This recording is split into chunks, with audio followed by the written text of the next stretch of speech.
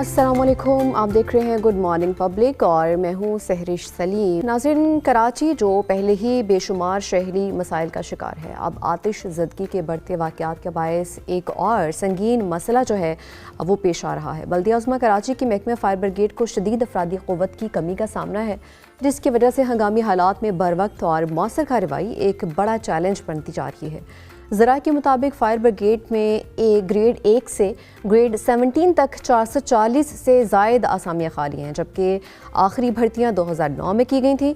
मुलाजमीन की शहादत, रिटायरमेंट और ज़ख्मी होने के बायस ये खला बढ़ता जा रहा है और अब शहर की सलामती दांव पर लगी हुई है।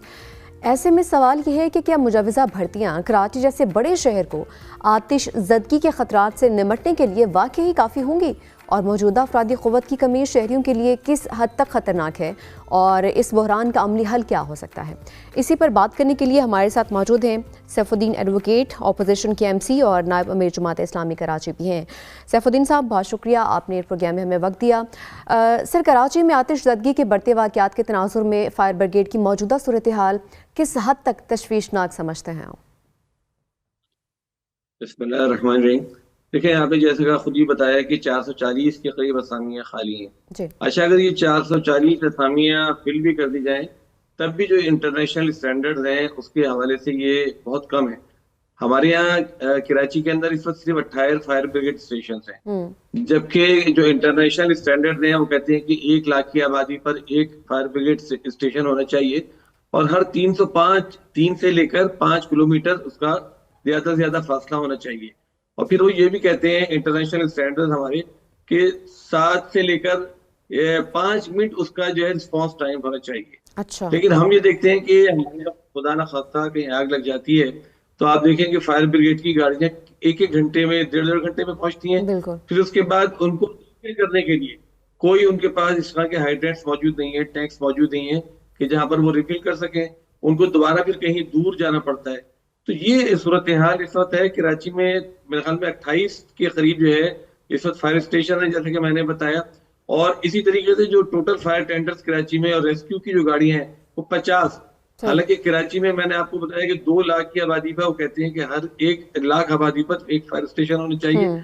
अब ये जो भी इंटरनेशनल फायर स्टेशन, एक तो हमारे यहाँ जो बिल्डिंग बनी हुई है उनमें 80% बिल्डिंग ऐसी हैं जिसमें रेस्क्यू के लिए कोई रास्ता ही नहीं छोड़ा गया। खुदा न खास्ता आग लग जाए तो लोगों को बाहर निकालना, उनको रेस्क्यू करना, वो एक बहुत बड़ी मुश्किल काम बन जाता है। फिर दूसरी जानिब जो ये फायर ब्रिगेड का सिस्टम है ये इतना नाकिस है, इतनी कम इसमें बढ़ती है।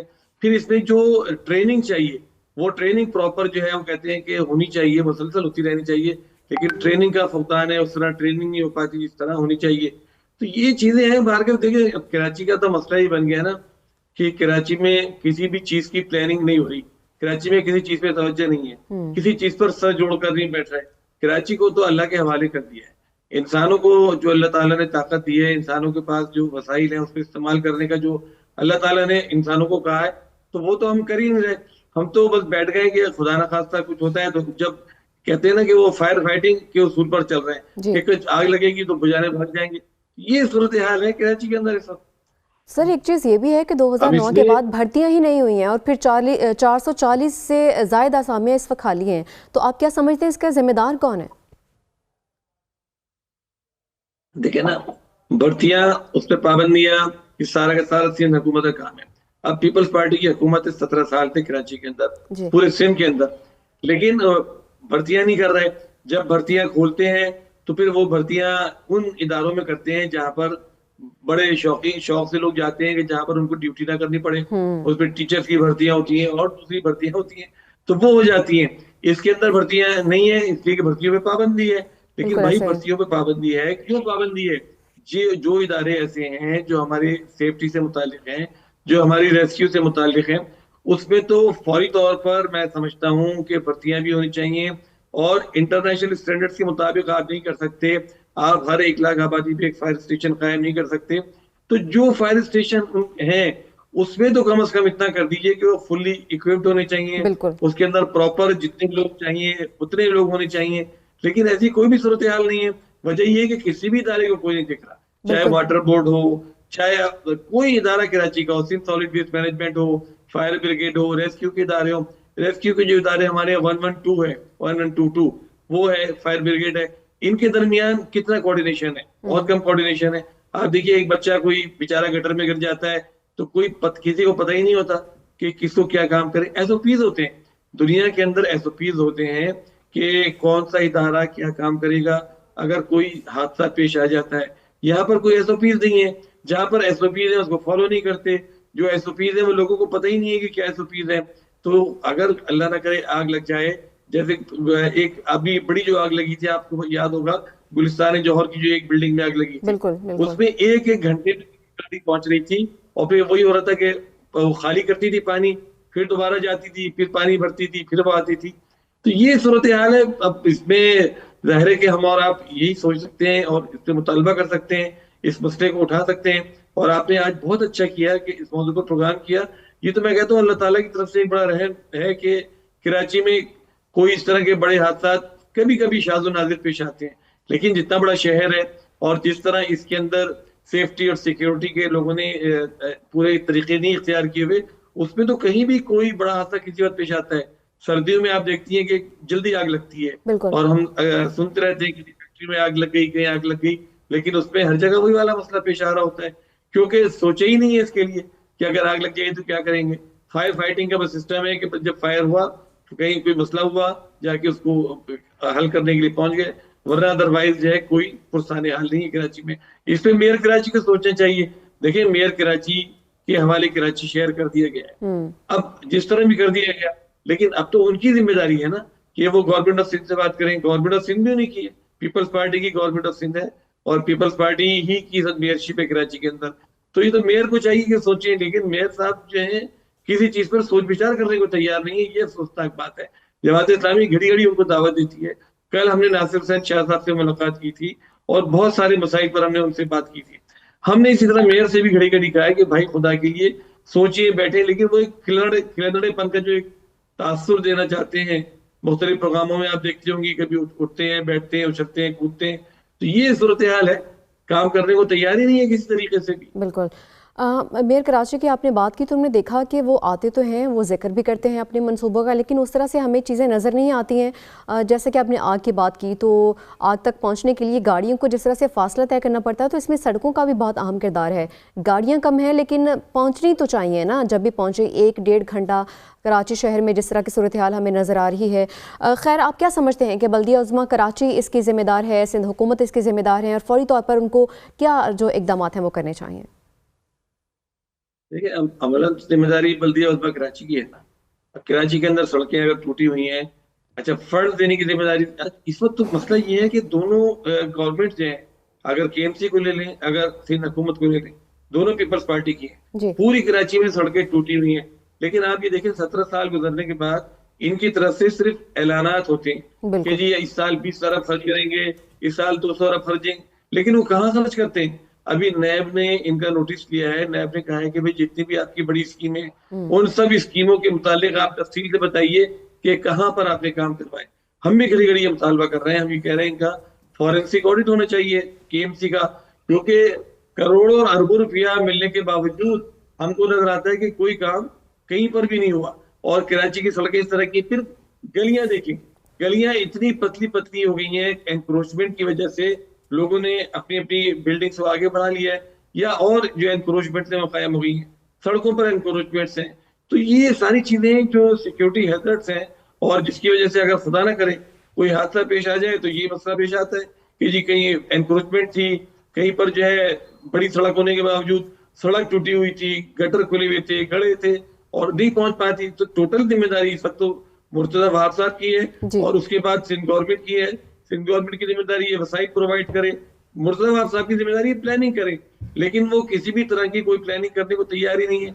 कोई छोटी मोटी कोई एक सड़क होती है, उसका इफ्तिताह करने पहुंच जाते हैं, उस पर खड़े होकर फिर वो अजीब अजीब तरह की हरकतें करते रहते हैं और समझते हैं कि मैंने बहुत बड़ा कारनामा अंजाम दे दिया। बिल्कुल, जिम्मेदारी की हम बात करें, लेकिन अगर हम तरजीहात की बात करें तो अगर कोई मसला तरजीही बुनियादों पर हल करने की कोशिश करें तो वो हल हो सकता है। आप क्या समझते हैं, माली बुहरान भी हो सकता है इस हवाले से? देखिए, माली बुहरान कोई नहीं, मुर्तजा वहाब साहब घड़ी घड़ी खुद भी कहते हैं कि माली बुहरान कोई भी नहीं है। और वो जो कि सिंध गवर्नमेंट की है ना, देखिए सिंध गवर्नमेंट का 3,500 अरब रुपए का बजट है। और सिंध गवर्नमेंट 17 साल की है। मुर्तजाबाद साहब का ये 5वां साल है। इस साल केएमसी का बजट कितना है? 5,500 करोड़ का बजट है। इससे पिछला बजट था 5,000 करोड़ का, उससे पिछला बजट था 4,900 करोड़ का, उससे पिछला बजट था 3,500 करोड़ का, उससे पिछला बजट था 3,000 करोड़ का। अब ये हजारों करोड़ रुपए के बजट इनके पास है। खुद भी वो नहीं कहते कभी वसाइल की कोई कमी है, और वसाइल की कोई कमी है तो उन्हीं की गवर्नमेंट है, सिंध गवर्नमेंट है। देखिए ना, कराची इतना रेवेन्यू प्रोवाइड करने वाला शहर है। कराची पूरे पाकिस्तान को कहते हैं चला रहा है। कराची पाकिस्तान का माशी हब है। कराची सिंध के बजट में 97% दे रहा है।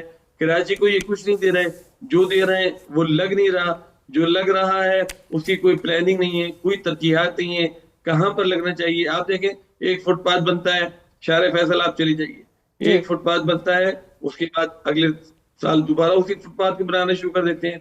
सड़कें जहांगीर रोड को देख लें और सड़कों को देख लें, इतनी नाकिस बनती है, एक साल के अंदर 3-3, 4-4 मरतबा बन रही है। तो जो पैसा लग भी रहा है सारा ज़ाया हो रहा है, मनसूबाबंदी कोई नहीं है, विजन कोई नहीं है। इसकी वजह से सारी सूरत पैदा हो रही है और कराची में एक मैस क्रिएट हो गया है। कराची हमको नजर आता है, कराची एक लावारिस शहर है जिसकी कोई प्लानिंग नहीं है, जिसका कोई बारिश नहीं है, जो खुद ब खुद चल रहा है, खुद ब खुद बढ़ रहा है, खुद ब खुद ग्रो कर रहा है, कोई उसकी प्लानिंग करने वाला मौजूद नहीं। ठीक, अगर हम बात करें गवर्नमेंट से हटके अगर हम बात करें तो कमर्शियल इमारतों में, फैक्ट्रीज में और रिहायशी प्लाजे बनाए जाते हैं, उसमें उस तरह से फायर सेफ्टी का मौसर निज़ाम नहीं बनाया जाता है। आप क्या समझते हैं उनके खिलाफ कार्रवाई होनी चाहिए? 100% देखें, बात यह है, सिंध बिल्डिंग कंट्रोल अथॉरिटी इसी काम के लिए कायम है ना। सिंध बिल्डिंग कंट्रोल अथॉरिटी का काम है कि जो भी स्टैंडर्ड्स हैं, जो देखिए स्टैंडर्ड्स सारे लिखे हुए हैं, सारी चीजें हमारी किताबों के अंदर भी मौजूद हैं, लेकिन उस पर अमल दरामद नहीं होता। हमारे यहाँ तो ये हो रहा है ना, आप ये देखिए पूरी कराची में इतने बड़े पैमाने पर इलीगल कंस्ट्रक्शन हो रही है, उसको कोई देखने वाला नहीं है। अच्छा, बिल्डर जो है पैसे देके बिल्डिंग बनाते हैं और वो 15-15 दिन में एक छत डालते चले जाते हैं। उसके अंदर ना कोई वो ऑल्टरनेट रास्ते रखते हैं इस तरह के कि कोई हेल्थ, कोई खुदा ना करे कोई मसला पैदा हो जाए, कोई इमरजेंसी हो जाए तो उसमें से निकल सके। तो मतलब कौन उनको रोकेगा? वो तो ये जो इलीगल कंस्ट्रक्शन हो रही है, जो गैर कानूनी तामीरात हो रही है, ये जो स्टैंडर्ड्स को फॉलो नहीं कर रहे। आप देखें ना, बिल्डिंग का नक्शा एक पास करवाते हैं, उसके अंदर अगर क्या कहते हैं बेसमेंट रखते हैं, उसके अंदर गाड़ियों की पार्किंग रखते हैं, वो सारी कवर कर लेते हैं। जो ऑल्टरनेट रूट रखते हैं उसमें दुकानें बना लेते हैं, उसके अंदर सारी। तो कोई स्टैंडर्ड्स इसलिए फॉलो नहीं कर रहा क्योंकि जो भी इदारे हमारे सारे के सारे कराची के अंदर बिलखसूस काम करने वाले हैं, वो अपना काम तो कर ही नहीं रहे। उन सबका काम एक ही रह गया कि माल बनाओ, पैसा कमाओ, रिश्वत लो और नाजायज कामों की इजाजत दो। तो नाजायज काम कराची के अंदर बढ़ते चले जा रहे हैं, नाजायज बिल्डिंग बनती चली जा रही है। कराची में 80% बिल्डिंग ऐसी है कि जिसके अंदर कोई भी स्टैंडर्ड जो सेफ्टी के लिहाज से है, जो रेस्क्यू के इंटरनेशनल स्टैंडर्ड हैं, उनको फॉलो ही नहीं किया गया। उसके अंदर फाइटिंग सिस्टम लगाया ही नहीं गया, उसके अंदर ऑल्टरनेट रास्ते या इमरजेंसी जो गेट्स होते हैं वो रखे ही नहीं गए। तो आप देखिए, इसी वजह से जहां पर भी कोई मसला पेश आता है उस वक्त ये बात होती है, बहुत सब बातें करनी शुरू कर देते हैं, टीवी पे भी प्रोग्राम होते हैं, हमारे मिनिस्टर फौरन बयान देने शुरू कर देते हैं, लेकिन कोई भी इनके जिम्मेदारों को न सजा देता है, न बिल्डर को पकड़ता है और न बिल्डिंग कंट्रोल वालों को पकड़ता है कि भाई आपके इलाके में ये बिल्डिंग बनी थी और आपने ये बिल्डिंग बनाई थी, कुछ को तो सजा मिले। कोई तो मतलब इसके अंदर अकाउंटेबिलिटी होनी चाहिए, लेकिन कोई अकाउंटेबिलिटी है नहीं, कोई पूछने वाला है नहीं। तो शहर जो है लावारिस शहर की तरह से पड़ा हुआ है पूरा। बिल्कुल ऐसा ही। हमारे साथ मौजूद थे सैफुद्दीन एडवोकेट साहब, अपोजिशन के एमसी और नायब अमीर जमात इस्लामी कराची। आपका बहुत शुक्रिया। हम देखते हैं कि कराची में जिस तरह से आए रोज़ आतिशज़दगी के वाक़यात पेश आते हैं, लेकिन 440 असामियाँ खाली होना एक बहुत बड़ी बात होती है। सबसे पहले तो असामियाँ पूर होनी चाहिए ताकि अफरादी क़ुव्वत बढ़ सके और फायर फाइटर्स पर दबाव कम हो सके। वापस आते हैं ब्रेक के बाद, आप साथ रहिएगा।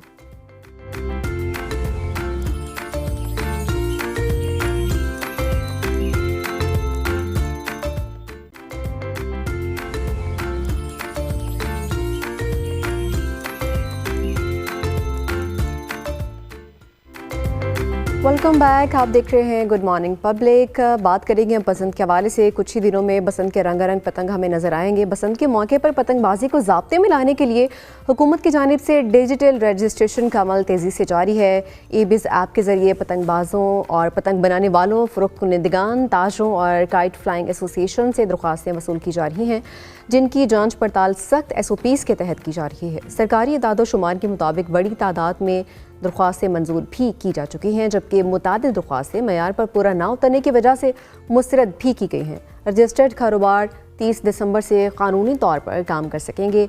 पतंग और डोर की फ़रोख्त 1 फरवरी से, जबकि पतंगबाजी की इजाज़त सिर्फ 6 से 8 फरवरी 2016 तक ही महदूद होगी। आज हम ये जानने की कोशिश करेंगे कि पतंगबाजी के लिए मौसूल होने वाली दरख्वास्तों की मंजूरी किन मयारों पर की जा रही है और वो कौन से तकाज़े हैं जिनको पूरा करना ज़रूरी है। रजिस्ट्रेशन कामयाबी से मुकम्मल करवा सकते हैं जो लोग ये रजिस्ट्रेशन करवाना चाहते हैं। इसी हवाले से हम बात करेंगे। हमारे साथ मौजूद हैं Mohammad Aqeel, patron in chief all Pakistan kite flying भी हैं और माहिर कानून भी हैं। उन्हीं से जान लेते हैं मज़ीद। सबसे पहले अकील साहब, बहुत शुक्रिया आपने प्रोग्राम के लिए वक्त दिया। इससे पहले कि हम इस ऐप की जाने बढ़ें, मैं आपसे जानना चाहती हूँ कि जिस तरह से क़वानीन मुतारिफ़ करवाए गए हैं, हुकूमत ने इस बार बसंत के लिए डिजिटल का निज़ाम जो मुतारिफ़ करवाया है, तो क्या हुकूमत बसंत को मुकम्मल तौर पर ख़त्म करने के बजाय एक बाकायदा पूरा निज़ाम जो है वो डिज़ाइन किया गया है इसके लिए? जी बिल्कुल। इससे पहले जो 2025 के स्टार्ट में ही कानून आया था, उसके तहत तो बिल्कुल इसको बैन कर दिया गया था, लेकिन अब गवर्नमेंट ने जो 1 दिसंबर 2025 को जो कानून है, जो regulation of kite flying ordinance 2025, उसका इतलाक़ किया है और ये असम्बली से भी एक्ट के तौर पे मंजूर हो चुका है। ठीक।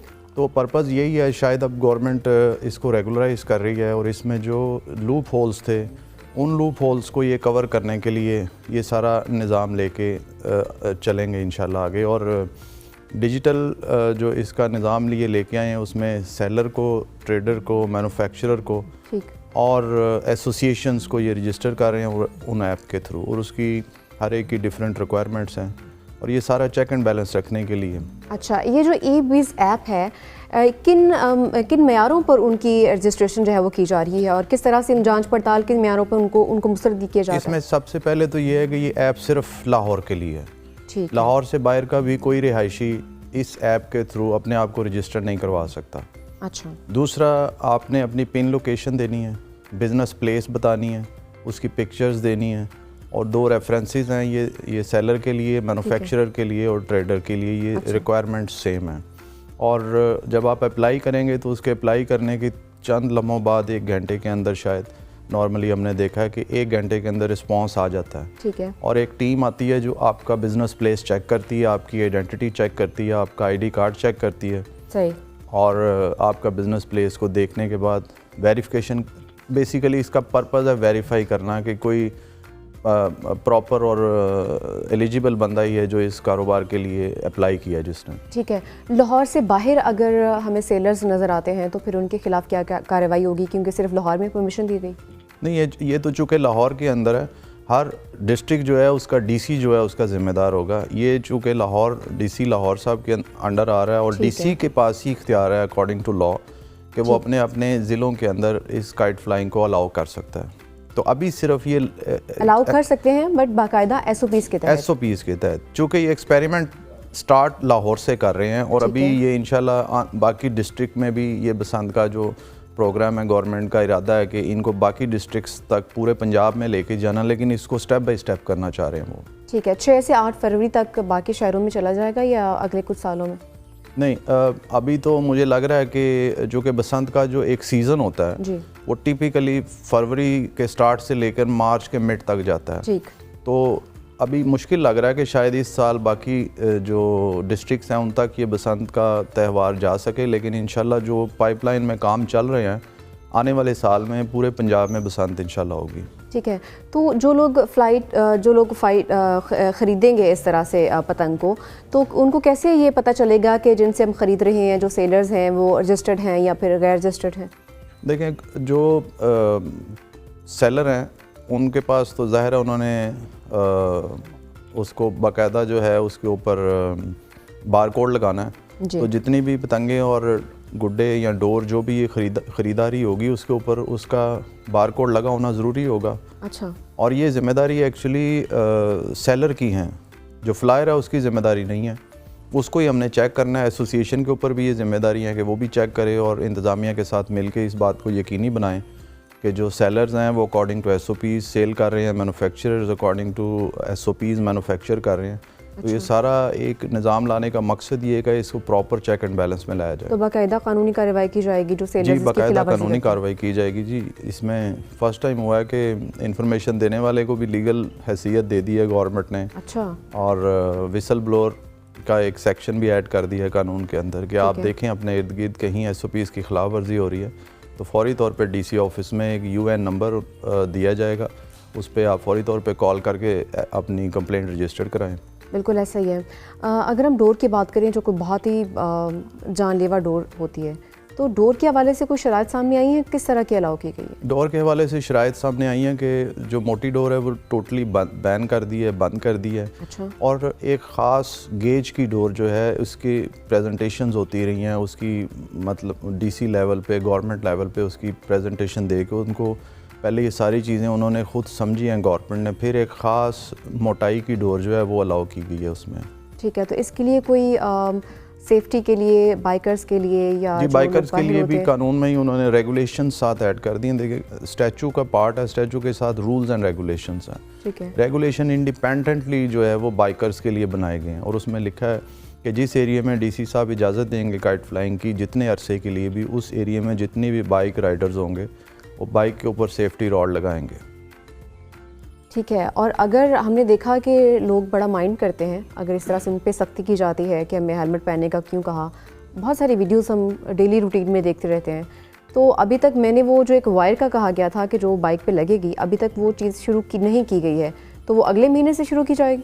नहीं, उसमें हमने अपनी एसोसिएशन के प्लेटफॉर्म से हम मुख्तलिफ लाहौर के इलाकों में कैंप्स लगा रहे हैं। हम अपने ऑन पे हमारा एक प्लान था कि हम 15,000 एंटीनाज हम जो है फ्री लगा रहे हैं। उसमें अभी 5 से 6 हज़ार एंटीनाज तो हमने लगा भी दिए हैं और हम वीकली बेसिस पे काम कर रहे हैं। अब इसका मकसद है कि जाहिर है कि हमारी एसोसिएशन पूरे लाहौर को तो कवर नहीं कर सकती, लेकिन हम अलामती तौर पे इन जो कैंप्स हैं इनका मकसद है कि लोगों में अवेयरनेस पैदा करना है कि ये एंटीना जो आप लगा रहे हैं ये आपकी अपनी सेफ्टी के लिए है। चलें, अगर कोई एंटीना नहीं लगाता है और हादसे का शिकार हो जाता है तो फिर ये कहा जाएगा कि इसने अपने खुद से फासिक इक़दामात नहीं किए, तो क्यों गवर्नमेंट क्यों ज़िम्मेदार नहीं है इस चीज़ की? एक चीज़ हमने देखा पिछले कुछ सालों में जिस तरह के वाक़यात सामने आते रहे हैं वो बहुत ही ज़्यादा अफसोसनाक रहे हैं। देखें, अब हेलमेट पहनना भी तो बाइक राइडर की ज़िम्मेदारी है, उसकी अपनी सेफ्टी है। बिल्कुल। तो ये जो रॉड है ये भी उसकी अपनी सेफ्टी के लिए SOPs का हिस्सा है और कानून का हिस्सा बन गया अब। ठीक है। तो इसलिए ये कहना कि ये गवर्नमेंट की ज़िम्मेदारी नहीं है, ये तो गवर्नमेंट की ज़िम्मेदारी बिल्कुल नहीं बनती। गवर्नमेंट ने कानून बनाया, उन कानून पे अमल दरामद करना तो अवामुन्नास का काम है। तो अवामुन्नास को तो चाहिए कि ये 300-400 रुपये का जो एंटीना है ये उनकी ज़िंदगी से ज़्यादा कीमती नहीं है। हमारे यहाँ रिवाज नहीं है चीज़ों को उस हवाले से, जो सेफ्टी मेजर्स है लेने का रिवाज नहीं है। हम हेलमेट प्रॉपर नहीं पहनते, हम इस चीज़ को बिल्कुल नज़रअंदाज कर रहे हैं। 87,000 एक्सीडेंट एक साल के रिपोर्टेड हैं लाहौर के, जिसमें 547 जहाँ पे हेलमेट नहीं पहना गया था। जी, 547 लोग जान की बाजी हारे हैं।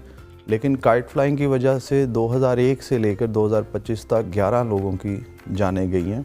तो बहुत एक बड़ा डिफरेंस है। हम इसको कभी भी सपोर्ट नहीं करते कि एक जान का जाना भी हमारे लिए बहुत इरेपरेबल लॉस है। लेकिन अगर हम देखें तो बसंत का त्यौहार जो था वो तो है, ठीक है, रिवायती है, बट शुरू किया गया गवर्नमेंट की जानिब से, कोई उनको दरख्वास्त मौसूल तो नहीं हुई? अगर हुई है, मेरे इल्म में नहीं है तो आप बता सकते हैं। जी सॉरी, कि बसंत को अलाउ किया जाए।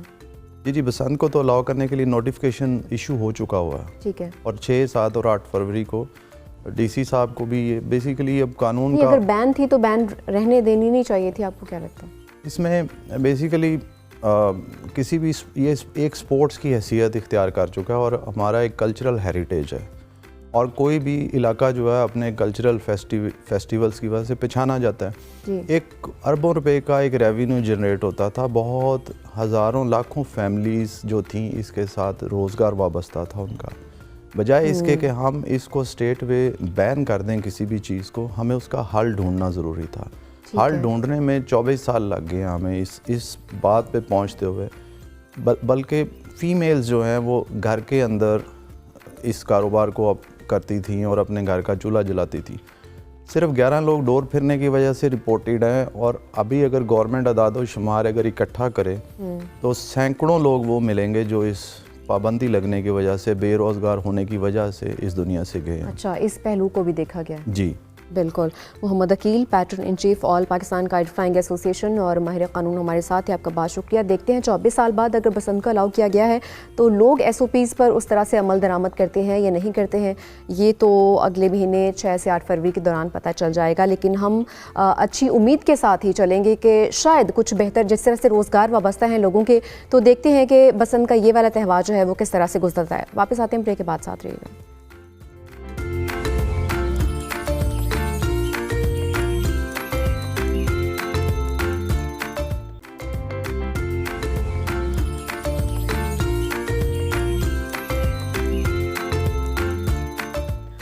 Welcome back. व्यूअर्स, ज़िंदगी में ऐसे लम्हात आना एक हकीकत है जब हर ख्वाब टूटता हुआ महसूस हो और उम्मीद की हर किरण मद्धम पड़ने लगे। मनफी सोच इंसान को चारों तरफ से घेर ले। ऐसे हालात में बहुत से लोग हिम्मत हार जाते हैं, जबकि कुछ अफराद उन्हीं मुश्किल लम्हों को अपनी ताकत बना लेते हैं। असल फ़र्क हालात का नहीं बल्कि इंसान के रद्द-ए-अमल का होता है। माहिरीन इस हवाले से कहते हैं कि हम हमेशा हालात को काबू में नहीं रख सकते हैं, लेकिन अपने रद्द-ए-अमल के ज़रिए नताइज की समत ज़रूर बदल सकते हैं।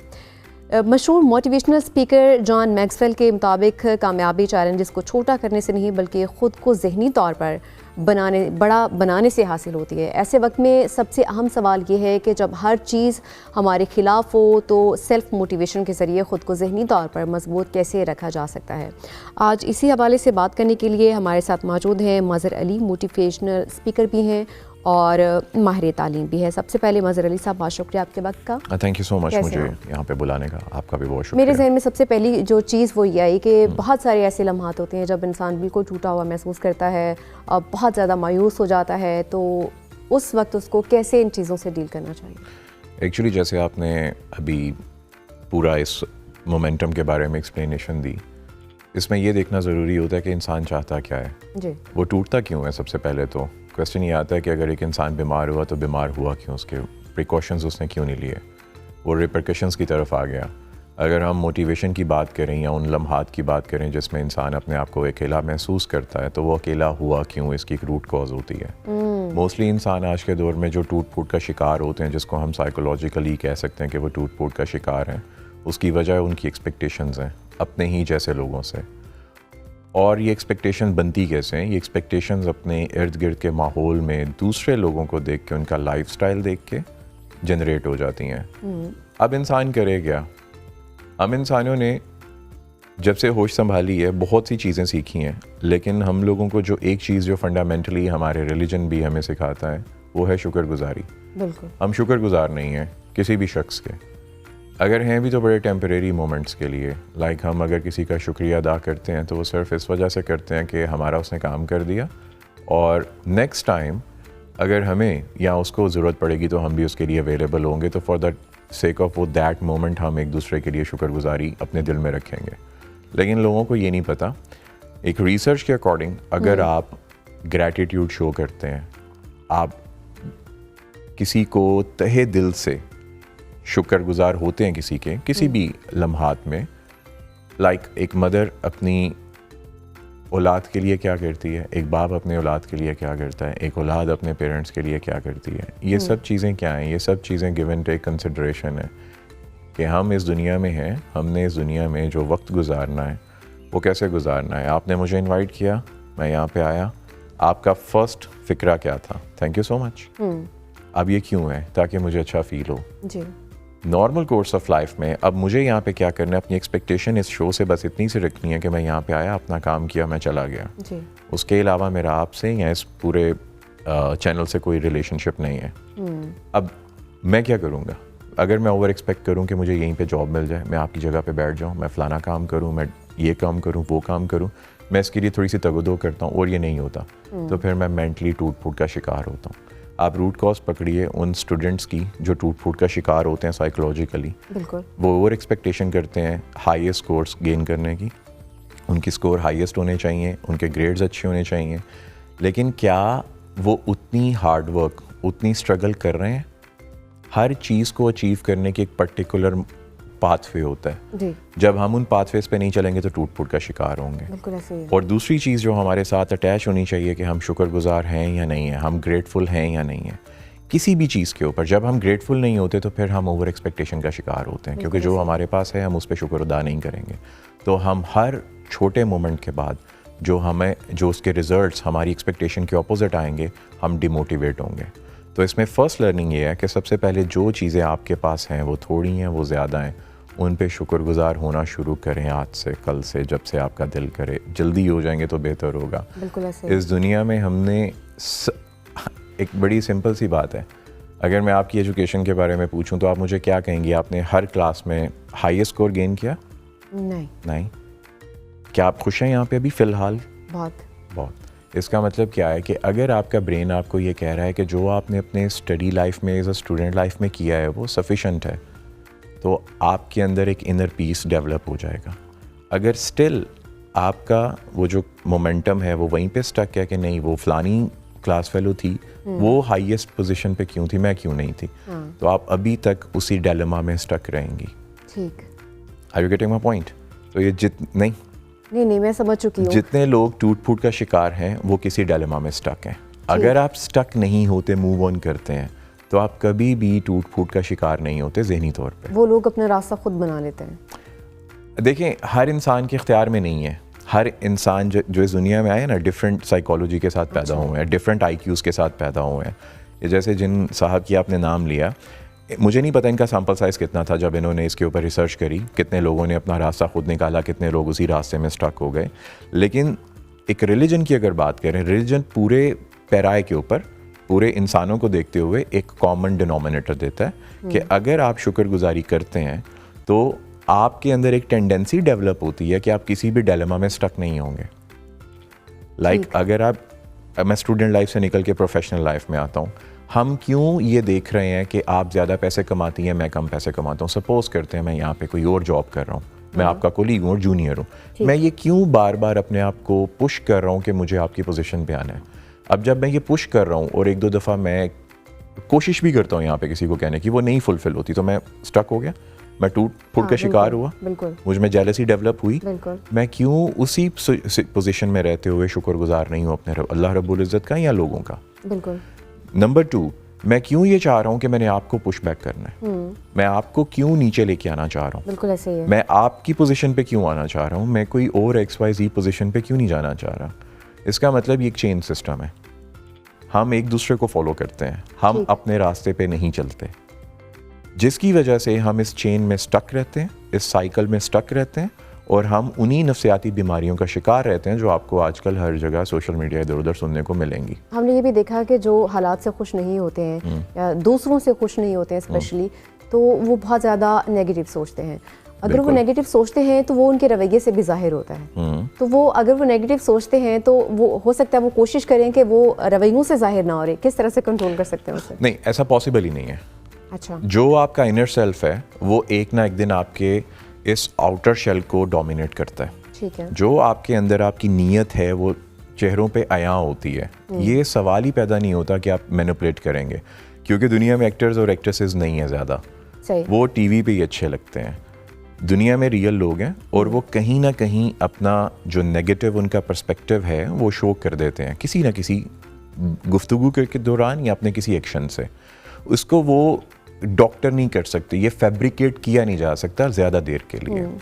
तो बेहतर ये होता है कि हम दूसरों को देखने की बजाय, अगर हम चाहते हैं कि हम टूट फूट का शिकार ना हो, जैसे आपने शुरू में हवाला दिया, कुछ लोग अच्छा काम कर जाते हैं और कुछ लोग वहीं पे स्टक रहते हैं। बिल्कुल।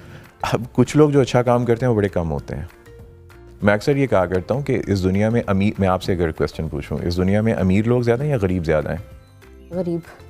इस दुनिया में खूबसूरत लोग ज़्यादा हैं या एवरेज लुकिंग? एवरेज। इस दुनिया में दाना लोग ज़्यादा हैं या नॉर्मल विजडम वाले? नॉर्मल ज़्यादा हैं, दाना के पास हम जाते हैं। इसका मतलब आपने क्या कहा, इस दुनिया में नॉर्मेलिटी ज़्यादा है, अब नॉर्मेलिटी कम है, अगर मैं इसको इस तरह शिफ्ट कर दूँ। ऐसे तो जो लोग वो मैक्सवेल साहब की थ्योरी के अकॉर्डिंग बाहर निकल गए वो कम थे और वो हमेशा से कम ही रहेंगे। ठीक। वो उनका फॉर्मूलेशन हम पूरी अवामुन्नास पे अप्लाई नहीं कर सकते। सही। अगर हमने अवामुन्नास पे कुछ अप्लाई करना है तो वो हमेशा रिलीजन से आता है, क्योंकि रिलीजन हर आम और ख़ास के लिए बनाया जाता है। ख़ास तो कोई खैर इंसानों में नहीं होते, मास वाई अपने इल्म की वजह से। तो ये एक चीज़ है कि आप इसके रिपरकशंस को, इसके कॉन्सिक्वेंसेस को रोक सकते हैं अगर आप ग्रैटिट्यूड शो करते हैं, आप ग्रेटफुलनेस शो करते हैं और आप कोशिश करते हैं कि जिस भी पैराडाइम में मैं हूँ, मैं उसी पैराडाइम में किसी को लेट डाउन करने की बजाय, किसी की बैक बाइटिंग करने की बजाय, किसी की लेग पुलिंग करने की बजाय अपने आप को अपलिफ्ट करूं। लेकिन ये सब इंसानों के इख्तियार में नहीं होता। एक रिक्शे वाला क्या चाहता है? कभी आपने स्टडी करने की कोशिश करी है? कभी आपने रिक्शे में ट्रैवल किया? क्या कभी गुफ्तगू हुई रिक्शे वाले भाई साहब से? नहीं।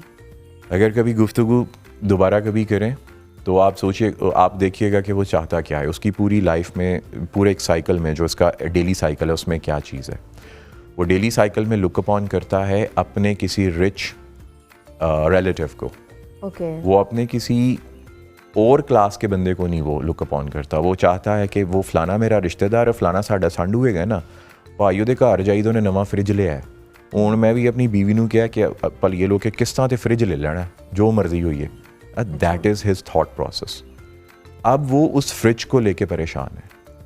जब वो फ्रिज अचीव कर लेगा तो फिर वो देखेगा अपने किसी और रिलेटिव के पास, उसके पास क्या है।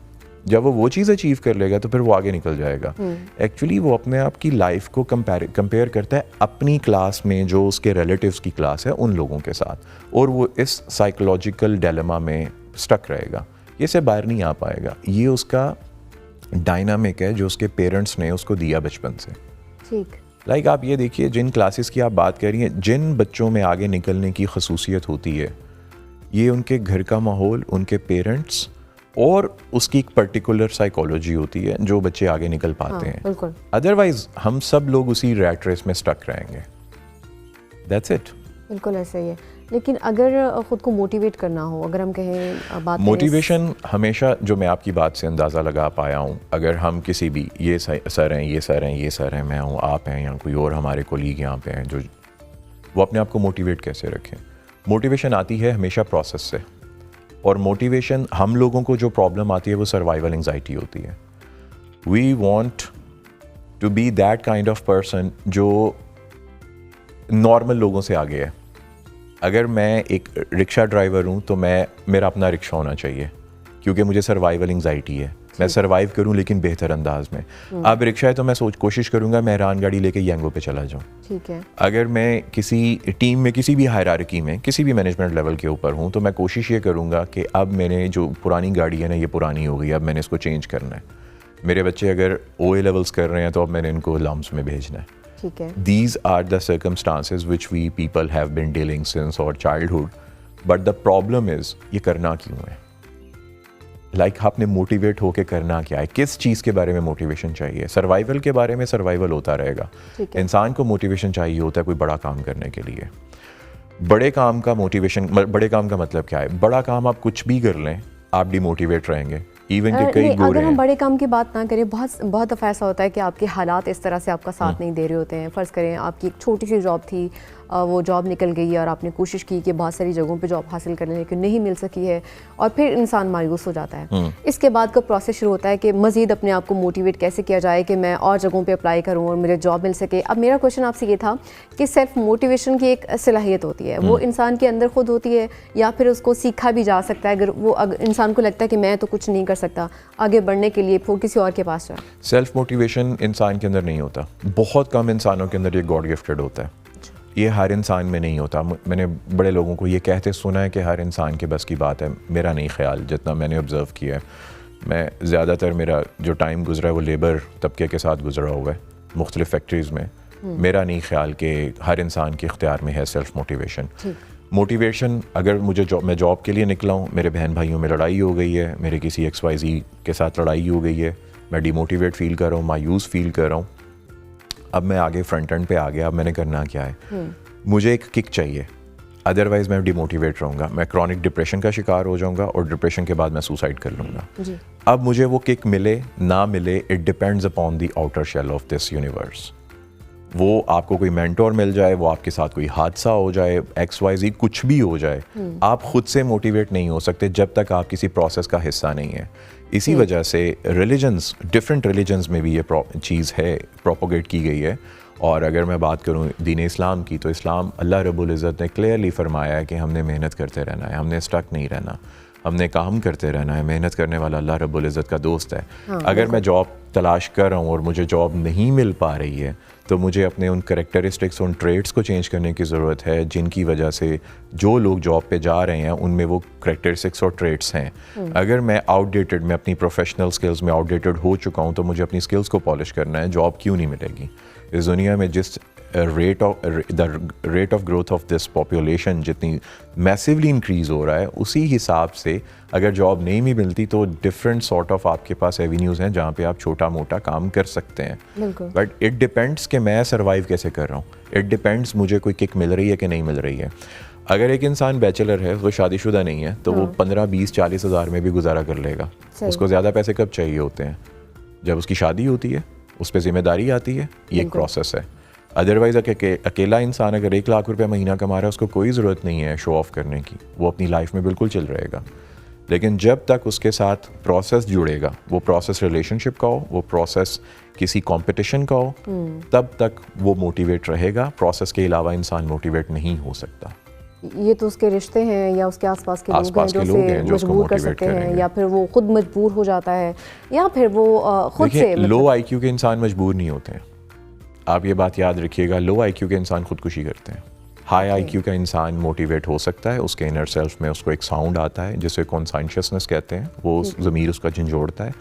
लो IQ, जो एवरेज IQ के इंसान होते हैं, वो मोटिवेट नहीं होते जब तक कि उनको आउटसाइड से कोई प्रेशर ना आए। उनको एक फ़ोर्स चाहिए जो फ़ौरन, आप कह लें कि ऐसी फ़ोर्स है जो आउटर शेल से आ रही है, और वो फोर्स उसको झंझोड़े, फिर वो आउट ऑफ नोवेयर जाके कोई कदम उठाए। अदरवाइज़ अगर जिस तरह ये टेक्निक्स मोटिवेशनल स्पीकर्स बता रहे होते हैं, अगर एक आम इंसान करना शुरू करे, तो ज़्यादा से ज़्यादा वो क्या करेगा? ज़्यादा से ज़्यादा वो अपने दिन का 1-2 घंटा बिज़ी रह लेगा, बस, उसके अलावा नहीं। बिल्कुल ऐसा ही है। अगर हम बात करें घरेलू ख़वातीन की, तो घर में बहुत सारी ख़वातीन ऐसी होती हैं जो बहुत ज़्यादा तन्हाई का शिकार होती हैं। हमने देखा कि कोशिश करती हैं कहीं ना कहीं दिल लगाने की कोशिश करें, लेकिन समटाइम्स फिर भी वो खुशी उनको नहीं मिल पाती है। उनको किस तरह से अपने आप को मोटिवेट करें? अगेन देखिए, मैं ख़ातून नहीं हूँ और मैं उस तरह एम्पथाइज़ नहीं कर सकता जो एक ख़ातून ने अपने घर पे रह के एम्पथाइज़ किया, बट डेटा के अकॉर्डिंग मैं ये बात बता सकता हूँ। अगर मैं किसी मोहतरमा के साथ बैठता हूँ और अगर वो मुझसे ऐसी कोई बात शेयर करती हैं, तो उनकी बेस के ऊपर मैं ये बता सकता हूँ कि अगर एक ख़ातून की शादी होती है, वो अपने ससुराल जाती है, या घरेलू ख़वातीन है, अभी ख़ातून है, शादी नहीं हुई है उसकी, वो घर पे रह रही है, अपने काम कर रही है, उसके बाद उसके पास फ्री टाइम है, अब वो कुछ नहीं कर रही और वो बोर हो रही है जी। अब वो करे तो इसमें करे क्या? या तो वो लड़ाई झगड़ा करेगी, या फिर वो फ्रस्ट्रेशन, बिल्कुल फ्रस्ट्रेशन होती है इसमें। इसका कोई सोल्यूशन नहीं निकल पाया अभी तक। अगेन वही कि इसका एक ही सोल्यूशन है, ग्रैटिट्यूड। अगर वो शादीशुदा है और वो घर के काम करके उसका हस्बैंड रात को घर वापस आता है, आप उस औरत की नफ्सियात देखिए, उसको ग्रैटिट्यूड चाहिए, उसको ग्रेटफुलनेस चाहिए, उसको एप्रिसिएशन चाहिए, उसको इनकरेजमेंट चाहिए, उसको चाहिए कि उसका हस्बैंड आके कहे कि you are one of the best person in my life and you are the best thing have been happen since the day I was born to till date. ये इनकरेजमेंट उसको चाहिए कि उसको ये पता चले कि अगर मैं इस बंदे के लिए, इसके घर वालों के लिए एफर्ट कर रही हूँ, कि ही इज़ द वन जो मुझे मोटिवेट कर रहा है। ये मोटिवेशन एक घरेलू खातून के लिए मोर देन इनफ होती है। बिल्कुल ऐसे है। अगर आप किसी घरेलू खातून से मिलें, आपके घर में मेड आती है? हाँ बिल्कुल। आप मेड को बिठाइए, उसे पूछिए कि तुम्हें डिप्रेशन है, वो कहेगी नहीं है। उसे पूछिए क्यों नहीं है, वो कहेगी कि मैं जब फ्रस्ट्रेटेड होती हूँ तो मैं भी उसी तरह अपने हस्बैंड के साथ बैकफायर करती हूँ जिस तरह वो कभी कभी फ्रस्ट्रेशन में मेरे साथ बैकफायर करता है। अब आप उसी जगह पे एक पढ़ी लिखी खातून के पास बैठिए जो ग्रेजुएशन है, ग्रेजुएटेड है, ग्रेजुएट किया जिसने, मास्टर्स किया, लेकिन शादी के बाद काम पे नहीं जा रही है, घर पे है, हाउस वाइफ है। आप उससे पूछिए, वो डिप्रेशन में होगी, क्योंकि वो उस तरह फ्रस्ट्रेशन अपनी बर्स्ट आउट नहीं कर सकती अपने हस्बैंड पे जिस तरह वो मेड कर लेती है।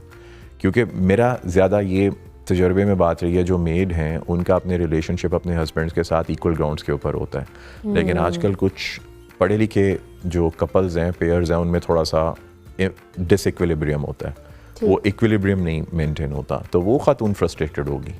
अब उस खातून को सिर्फ एक चीज़ चाहिए, और वो जो एक चीज़ है वो ग्रेटफुलनेस है, वो थैंकफुलनेस है। उसको अगर उसका हस्बैंड शुक्रगुजार है तो वो बहुत सी चीज़ों को कॉम्प्रोमाइज़ करने के लिए साइकोलॉजिकली तैयार हो जाती है। आप अगर डॉक्टर्स का डेटा देखें, कई फीमेल डॉक्टर्स हैं जो सीट्स के ऊपर आती हैं, गवर्नमेंट MBBS करती हैं, शादी के बाद वो जॉब छोड़ देती हैं, उसके बाद वो अपनी सर्विसेज रेंडर नहीं करती हैं इन फ्यूचर, वो हाउसवाइफ बन जाती हैं। ऐसा ही है, क्यों? ऐसा ही है। वो स्टेबल कैसे रह लेती हैं? कभी सोचा आपने कि वो स्टेबल कैसे रह लेती हैं?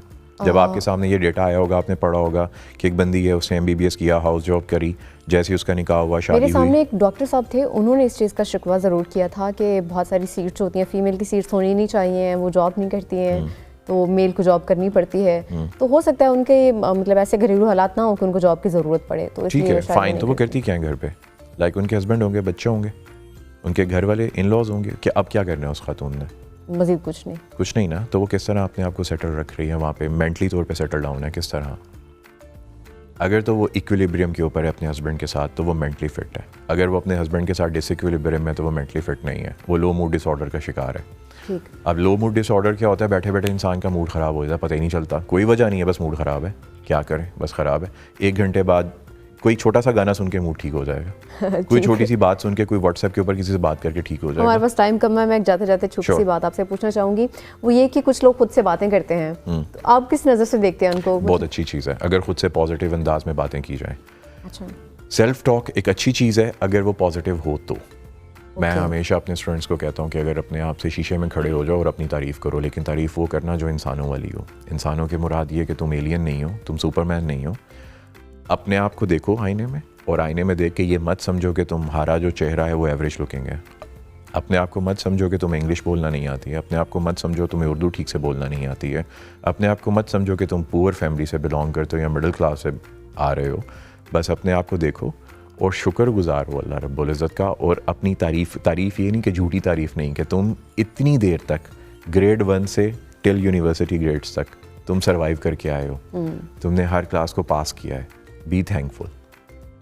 अब ये सेल्फ टॉक पॉजिटिव है। अगर आप नेगेटिव करेंगे ना, मैं तो भाई सही नहीं हैगा, मेरी तो शक्ल ही सही नहीं हैगी, वो भाई बड़े बड़े सोने मुंडे जो तुसी लोर जाओ, ओए होए होए, ऐसा होता है ना, ठीक है। अगर आप ये वाली सेल्फ टॉक करेंगे, लड़कियों में कॉम्प्लेक्सेस, इन्फिरियरिटी कॉम्प्लेक्स सबसे ज़्यादा होता है। ठीक। मेरा ये ठीक नहीं है, मेरा वो ठीक नहीं है, ये नेगेटिव सेल्फ टॉक है। इससे आपके ब्रेन में जो डोपामिन रिलीज़ होना है, जिसने आपको मोटिवेट करना है, जो सेरोटोनिन है, जिसने आपको हैप्पी रखना है, हैप्पी हार्मोन है, वो रिलीज़ नहीं होता, वो उल्टा उनका जो लेवल है वो डिक्लाइन करता है, तो जिसकी वजह से वो आपकी पर्सनैलिटी का एट्रीब्यूट बन जाता है। ठीक। नेगेटिव सोच और किसी की पॉजिटिव सोच बहुत ज़्यादा रवैयों पर असरअंदाज होती है। हमारे साथ मौजूद थे मज़हर अली, मोटिवेशनल स्पीकर भी हैं और माहिर तालीम भी हैं। आज के प्रोग्राम में आपने वक्त दिया, आपका बहुत शुक्रिया। हमने बात की आज सेल्फ मोटिवेशन के हवाले से। अगर कोई इंसान चाहे तो ख़ुद को मोटिवेट करने के लिए, अगर उसको लगता है कि मेरे पास ऐसा कुछ नहीं है, तो वो दूसरों के पास जा सकता है, लेकिन शुक्रगुजारी जो है वो सबसे अहम चीज़ है। इसके साथ ही वक्त हुआ ब्रेक का, वापस आते हैं ब्रेक के बाद, आप हमारे साथ रहिएगा।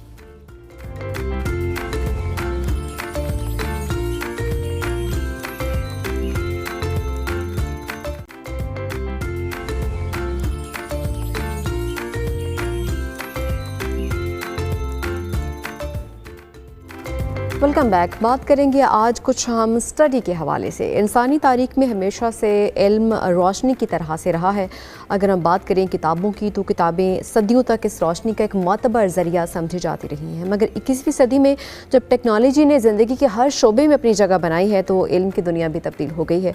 आजकल मुताला सिर्फ किताबों तक ही महदूद नहीं रहा है, बल्कि books, online courses, audio books और सोशल मीडिया ने इल्म के असूल को फ़ौरी और आसान भी बना दिया। अगर हम बात करें तो ये सूरत हाल ख़ास तौर पर पाकिस्तान में दिलचस्प है, जहाँ जनवरी 2025 तक तकरीबन 116 मिलियन इंटरनेट सारिफीन और 67 मिलियन सोशल मीडिया यूज़र्स मौजूद हैं। अब सवाल यह है कि किताबें अब भी अपनी रिवायती अहमियत रखती हैं या फिर डिजिटल मुताले ने उस जगह उसकी किताबों की जगह ले ली है।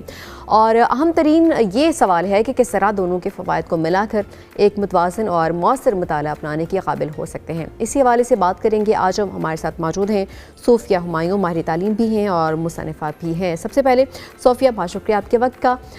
सबसे पहले तो मैं आपसे ये जानना चाहती हूँ कि आप क्या समझती हैं कि सोशल मीडिया और जदीद किताबें किस तरह से एक दूसरे का मुतबादिल हो सकती हैं, क्या ऐसा पॉसिबल है? अस्सलाम वालेकुम, thank you so much for having me over here.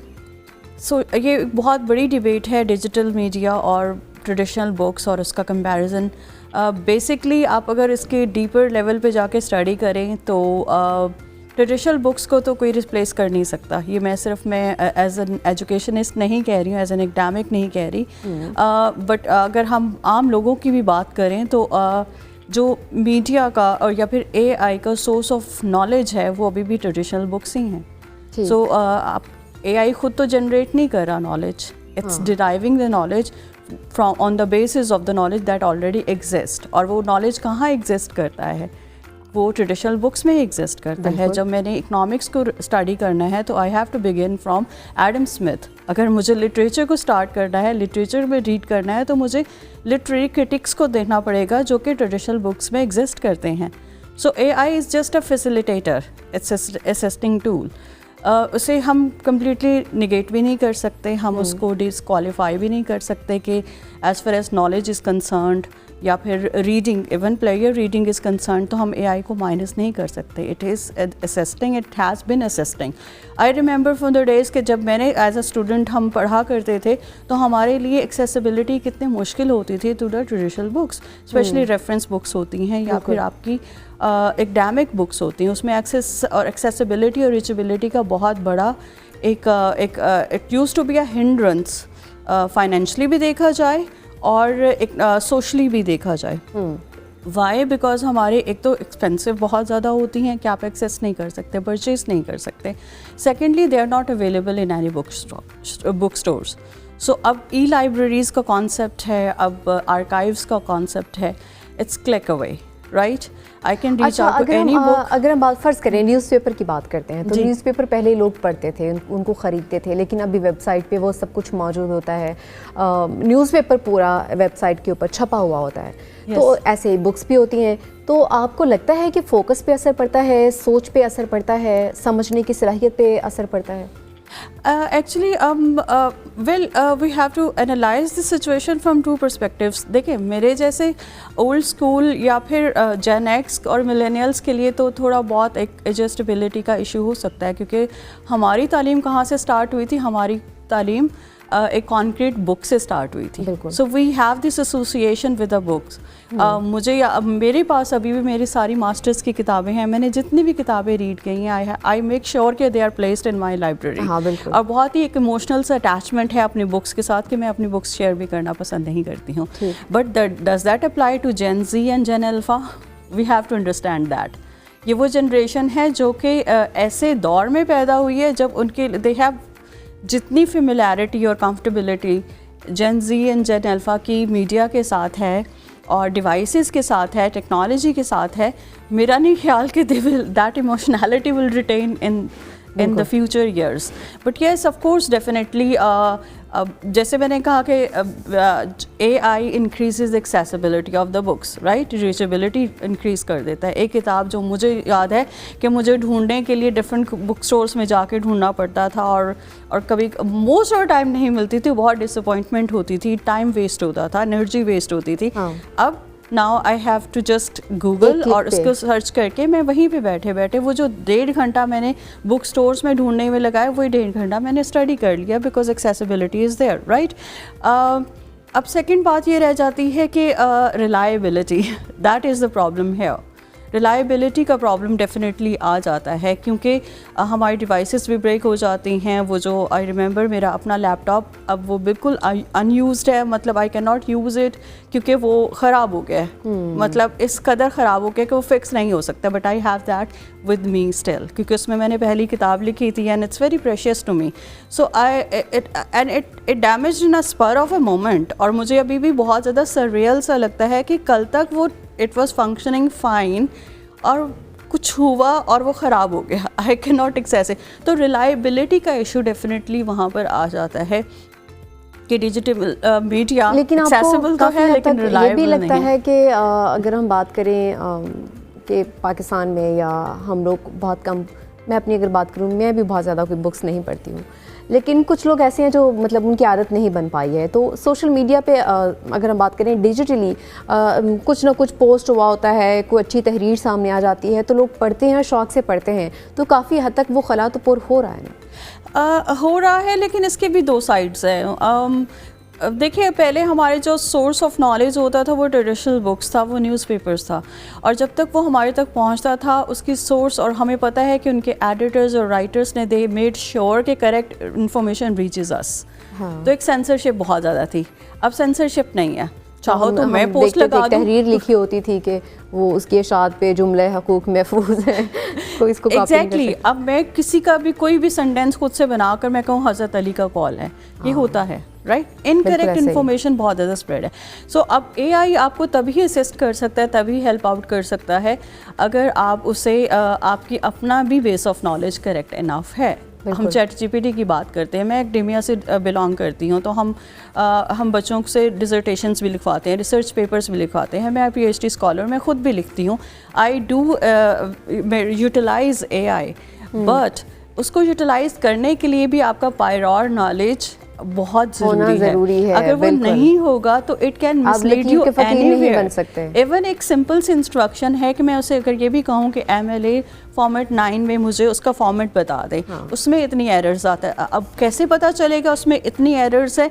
If I already am familiar with that format. अगर मैं फेमिलियर ही नहीं होंगी और मैं टोटली रिलाई कर रही हूँ AI पे, तो फिर एक प्रॉब्लम बन जाता है, राइट। क्योंकि AI के लिए जो सोर्स ऑफ इंफॉर्मेशन है दैट इज़ ट्रेडिशनल बुक। तो ट्रेडिशनल लर्निंग को तो हम कभी भी निगेट नहीं कर सकते, but we can create this combination of AI and the traditional learning.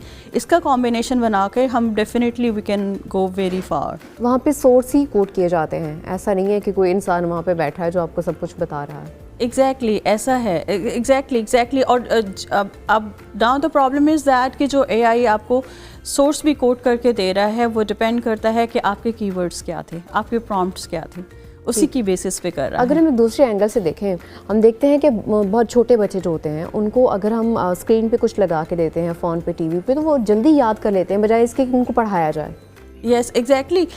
That's because I remember मैंने अपने बच्चों को ये टेबल्स जो हम खुद याद किया करते थे वो थ्रू डिफरेंट राइम स्कीम्स, क्योंकि आसान हो जाता है। Audio visual learning is always easier. अब आप जब कंबाइन कर लेते हैं डिफरेंट मीडिया ऑफ लर्निंग को, हम सिर्फ विजुअल लर्निंग करते थे या फिर क्रैमिंग कर लेते थे, अब ऑडियो भी है, विजुअल भी है, अब टेक्टाइल लर्निंग भी है, राइट। सो उससे डेफिनेटली आपकी लर्निंग तो इन्हांस होती है और फैसिलिटेट भी बहुत ज़्यादा होती है। एक लर्नर के लिए भी आसान हो जाता है, टीचर्स के लिए भी आसान हो जाता है कि इंस्टेड ऑफ एम्फसाइजिंग कि आपको याद होगा कि 90s के स्कूल में हम जब टेबल्स याद किया करते तो टीचर शुड मेक श्योर कि पूरी क्लास में, वो पूरे लेक्चर में वो एक टेबल ही दोहराया जा रहा है, 2 1s are 2, 2 2s are 4, right. आप टीचर इंस्ट्रक्ट कर देती है कि बेटा घर जाओ, ये राइम्स की ये राइम पढ़ो, देखो इसको, and you or get familiar with that।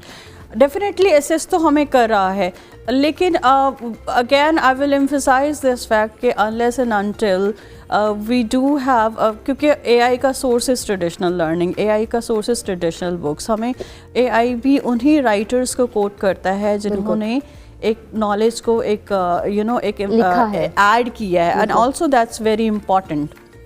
Y? Because कि AI का जो अपना नॉलेज तो नहीं है, AI इज़ नॉट रिकर्सिव, ये खुद से ग्रो नहीं करता। हाउएवर वी हैव थेरिस्ट, हमारे पास डॉना हैरावे हैं, हेलीज है, and there are other, Rosi Braidotti, and all of them emphasise कि जी AI has this potential to be recursive, right. एक टाइम आएगा जब इसकी इंट्रिंसिक इंटेंशनैलिटी भी हो जाएगी, जब ये रिकर्सिव भी हो जाएगा, जब ये इसमें सेंटेंस भी आ जाएगी, but we haven't seen that time so far, और हमें अभी तक नज़र नहीं आ रहा कहीं पे। ठीक है, हेलीस कहती है कॉग्निटिव स्किल्स भी होती हैं, मे बी, राइट, बट अभी भी उसकी काफ़ी इंफॉर्मेशन, उसका नॉलेज भी डिराइव्ड है, खुद से क्रिएट नहीं कर रहा knowledge. That is very important. तो अगर हम स्क्रीन टाइम की बात करें तो आपको लगता है कि स्क्रीन टाइम में आपके फोकस पे फ़र्क उस तरह से डालता है, जिस तरह से आप बुक रीड करते हैं तो आप इजीली काफ़ी घंटे तक बैठ के बुक्स पढ़ सकते हैं और आपकी आंखों को, आई साइट जो है वो बिल्कुल सही रहती है, और स्क्रीन पे कुछ उस तरह से फ़र्क नज़र आता है आपको? यस डेफिनेटली हमारे लिए तो ज़्यादा है, क्योंकि हमें we have a point of reference.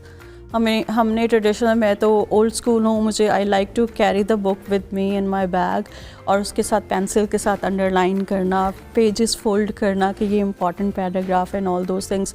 आप डिजिटल डिवाइसेस में भी ये हाईलाइट्स वाले ऑप्शंस होते हैं, कमेंट्स के ऑप्शन होते हैं, but it doesn't feel the same. और also this is very important and pertinent point, because it doesn't affect, reading a book really doesn't affect your eyesight, but reading from device does.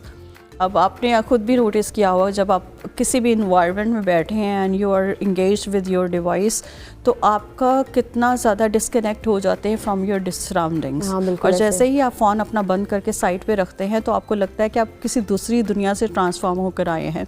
You know, you have been teleported, वो जिसे कहते हैं ना, transferred from another world, कि अभी a minute back यहीं पे बैठे हुए एक बहुत ही डिफरेंट वर्ड में थे, और अब एकदम से डिस्कनेक्ट करने में थोड़ा सा प्रॉब्लम होता है। और ये आप लोगों ने बच्चों में भी ऑब्ज़र्व किया होगा कि बच्चों को भी एकदम से वो डिवाइस छोड़ के साइड पे रखते हैं, तो उनको कनेक्ट करने में, उनको इंगेज होने में और इन्वायरमेंट को, फिज़िकल इन्वायरमेंट को एक्सेप्ट करने में काफ़ी टाइम लगता है। मुझे लगता है ये इंसान की खुद की दिलचस्पी की बात है। मैं अगर कुछ पढ़ रही होती थी तो मेरे आसपास क्या हो रहा है मुझे कुछ नहीं पता होता था तो मैं इतनी ज़्यादा उसमें मगन होती थी कि बाकायदा हाथ हिला के और फिर बताया जाता था। ये दिलचस्पी भी हो सकता है। हाँ, या ट्रू दैट। आपको क्या समझती हैं, आपके टीचर्स क्या किरदार अदा कर सकते हैं स्टूडेंट्स को मोटिवेट करने के लिए कि आप बुक्स पढ़ें, या फिर वालिदैन क्या कर सकते हैं? बुक्स रीडिंग के लिए आप आई मीन अगेन देखिए, बुक रीडिंग को हम अगर फिज़िकल बुक्स पे कन्फाइन कर देंगे तो फिर डेफिनेटली कन्विंस करना यंगर जनरेशन को ज़्यादा चैलेंजिंग हो सकता है, right? Again my son he does read, I make sure, क्योंकि मैं खुद भी बहुत एविड रीडर हूँ, एंड आई बिलीव दैट के reading skills gives you lot of, आपकी एक पर्सनैलिटी डेवलपमेंट बहुत इंपॉर्टेंट एक रोल प्ले करती है, right? So I can not bring him down to hold that physical book, लेकिन येस, ऑक्सफोर्ड रीडिंग बडी में he has this membership and I assign books to him and he is supposed to read those assigned books, मतलब weekly basis पे 3-4 किताबें जो मैंने उसे कहा हुआ है वो रीड करेगा।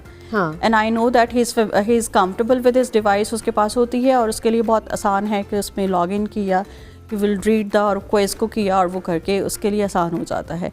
लेकिन मैंने फ़िज़िकल बुक्स के साथ भी एक्सपेरिमेंट किया है, लेकिन वो उस तरह से नहीं रहा, राइट? सो इट्स लाइक आप 2 कदम आगे आके अपनी जनरेशन के साथ कनेक्ट हों, उनको अंडरस्टैंड करें कि वो किस तरह से सोचते हैं, किस चीज़ों पे कंफर्टेबल हैं, और 2 स्टेप्स फिर वो भी आने के लिए रेडी हो जाएंगे। So we have to come somewhere in the mid way, right? आप समझते हैं कि जो एक बुक पढ़ने के बाद इंसान का जो नज़रिया होता था, जो वो सोच रखता था, तो डिजिटली वो पढ़ने के बाद इंसान को उस हद तक याद रह जाता है?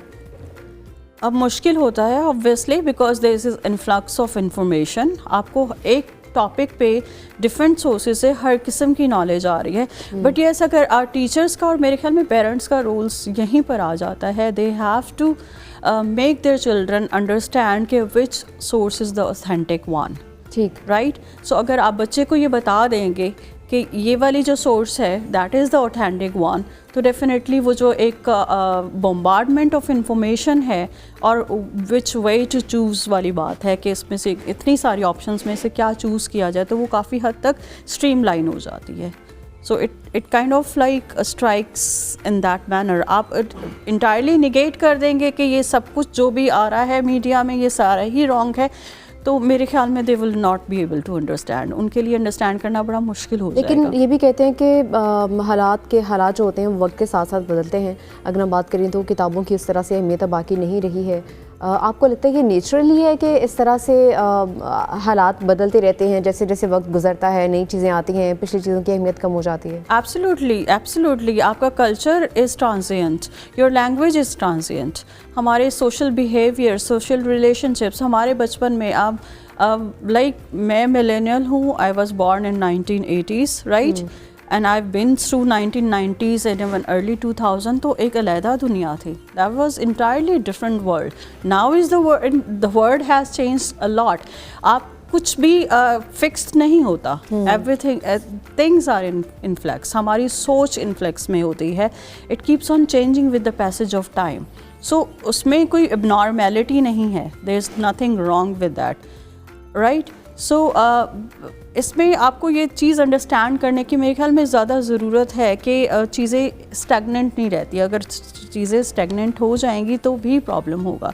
सो ट्रेडिशनल लर्निंग को I mean once again I am emphasizing my point कि हम उसे वी हैव मॉड चेंज हो गया है। मॉड एक फ़िज़िकल कॉन्क्रीट बुक से कन्वर्ट होके डिजिटल डिवाइस में आ गया है। सो उसको हमें बड़ों को भी समझने की ज़रूरत है कि there is nothing wrong in that, right. And also अगर हम लर्निंग टूल्स को भी देखा जाए, इवन चैट जीपीटी को देखा जाए और भी बहुत सारे टूल्स हैं, अगर बच्चे उसको उसकी असिस्टेंट ले रहे हैं for learning, there is nothing wrong in that. You just need to make sure कि आप सरफेस लेवल की नॉलेज के लिए, फॉर एग्जांपल अगर मैंने कोई रिसर्च पेपर लिखना है, राइट, अब मेरे लिए बहुत आसान हो गया in comparison to the time period 15 साल पहले कितना मुश्किल होता था, क्योंकि मुझे फिर आई हैड टू सर्फ के लिटरेचर रिव्यूज़ को फाइंड करने के लिए मुझे बहुत टाइम लग जाता था इस टॉपिक पे किसने क्या क्या लिखा है। अब वो digitally it's not available. E libraries का कॉन्सेप्ट उस तरह से डेवलप नहीं हुआ था, हमारे पास सिर्फ फिजिकल लाइब्रेरीज़ थी, राइट। तो और उसमें काफ़ी टाइम पीरियड, अब वो से वाला टाइम पीरियड क्लिक अवे हो गया है, मुझे लिटरेचर रिव्यू मिनट्स में मिल जाता है।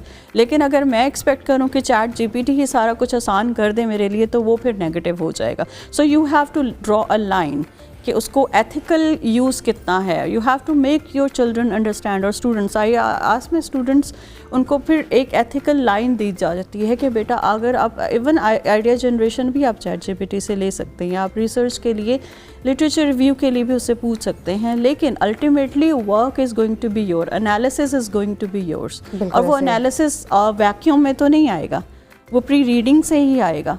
बिल्कुल ऐसा ही है। जैसे जैसे वक्त बदलता है, हालात भी बदल जाते हैं। Exactly. और दुनिया भी बदलती जा रही है। पाकिस्तान में जिस तरह से हम देख रहे हैं कि अभी भी बुक्स वाला निज़ाम चल रहा है, बहुत कम ऐसे स्कूल्स हैं जहाँ पर डिजिटली उनको पढ़ाया जाता है बच्चों को, लेकिन बुक्स के साथ अभी तक फ़िलहाल तो ये सिलसिला तालीम जो है वो चल रहा है। लेकिन अगर हम एक मैसेज दें पंजाब में, मैं इस वक्त पंजाब में बैठी तो पंजाब की बात करूँ कि पाकिस्तान में भी ये चीज़ जो है वो डिजिटली इस तरह से मोटिवेट करना चाहिए स्कूल्स को, बच्चों को, कि दुनिया के साथ साथ चलने के लिए ये सब करना भी बहुत ज़्यादा ज़रूरी होता है। बहुत शुक्रिया सोफिया हुमायूं हमारे साथ मौजूद थी, माहिर तालीम थी हैं और मुसन्निफ़ा भी हैं। बहुत शुक्रिया आपने आज के प्रोग्राम में हमें वक्त दिया। इसके साथ ही वक्त ख़त्म हो जाता है।